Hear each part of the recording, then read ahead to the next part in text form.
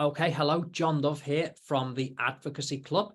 We've just had our Legal Advocacy Club session for March of 2023, and tonight's session focused on speed mooting. So I'm just going to share some tips and feedback based on what I've seen tonight. So I'm going to start with just some general sort of presentation points in relation to mooting, and then go on to slightly more specifics later on. So the first thing is you need to think about how you actually present. So first things first, you need to ensure that you're speaking loud enough so that the judges can hear you. Good positive voice, and also keep the pace nice and slow. And there's two reasons for that. Number one, the judges will be making notes as you're going along. So if you speak too quickly and the judge is making notes, they're going to miss the next point that you've made. So make sure that you speak slowly enough that the judge can keep up with your voice and take notes as you're going along. Secondly, it makes your submissions much more persuasive. I tend to talk about this almost every single session, but a slow voice shows that you are a sort of persuasive advocate, and that there's a lot of thought going into what the submissions that you're presenting. So slightly slower submissions are more persuasive. Likewise, whenever you make a significant point, remember to take a pause afterwards. It just adds that significant effect. So if you make your strongest point, when you finish, take a quick pause, let the judge think about what you've just said. Let that point really sink in. Now, in terms of the moot itself, there's a general structure to it. And of course, you've got the skeleton argument there, which helps you with your structure.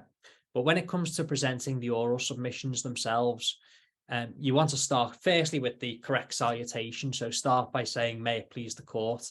Simple point, but it's always a good way of scoring points in an actual moot by getting that in.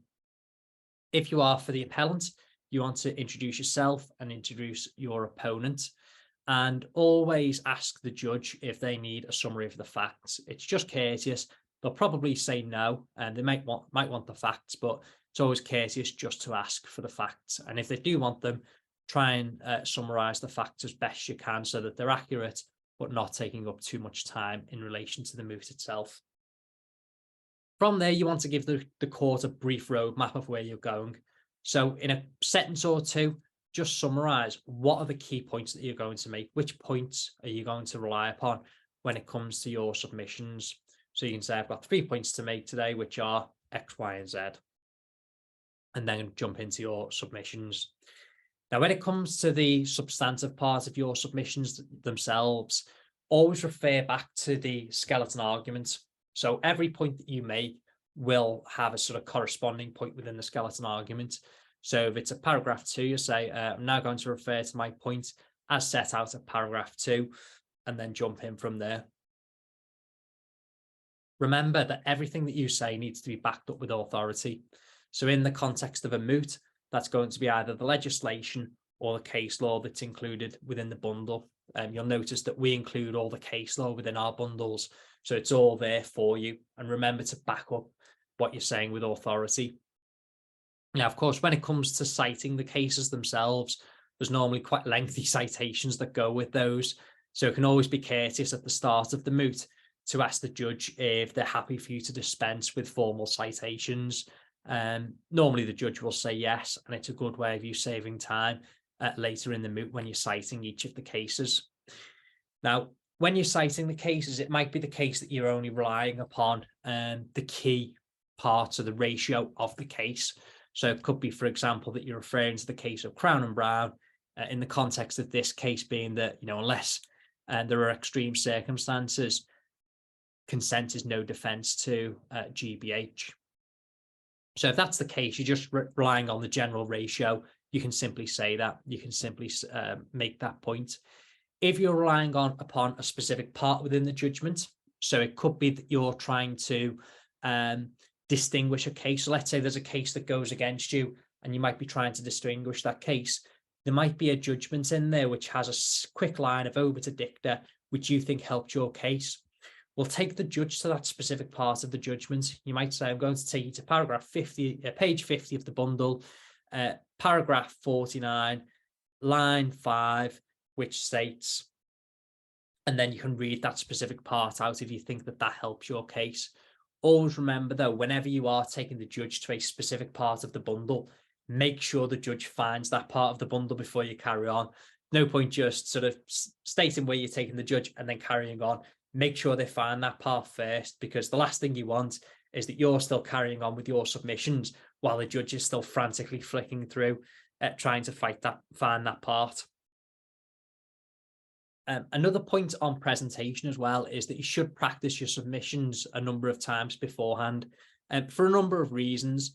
Firstly, it allows you to find out whether you're using the time effectively. So in a case like this, you've got sort of 7 minutes and we tell you to prepare for about 5 minutes to allow for the time for judicial intervention.